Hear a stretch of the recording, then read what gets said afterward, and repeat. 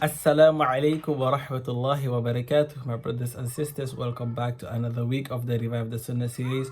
And this week's episode is a continuation of the past week's episode, and it's on the reply of someone who sneezes and says Alhamdulillah. It was narrated that Anas ibn Malik radiyallahu anhu said that two people sneezed in the presence of the Prophet sallallahu alaihi wasallam. And the Prophet ﷺ said, Yarhamukallah to one of them and not the other. Yarhamukallah means, may Allah have mercy upon you, or Allah's mercy descends upon you.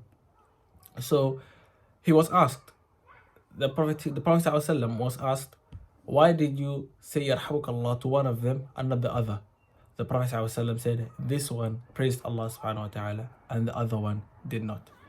So the scholars have commented on this and said, someone who sneezes and says Alhamdulillah is following the sunnah of the Prophet sallallahu alaihi wasallam, and for this he deserves to have a supplication of goodness. And the person who sneezes and doesn't say Alhamdulillah doesn't deserve such supplication. And if he doesn't know about the sunnah of saying Alhamdulillah after sneezing, then he should be taught. So we should always remember, when we sneeze, we should say the sunnah. If it's not obligated to say Alhamdulillah when you sneeze. But once one person sneezes and says Alhamdulillah, it is obligatory for them, for a Muslim, if a Muslim sneezes and says Alhamdulillah, it's obligatory for his companion who hears him say Alhamdulillah to say Yarhamukallah.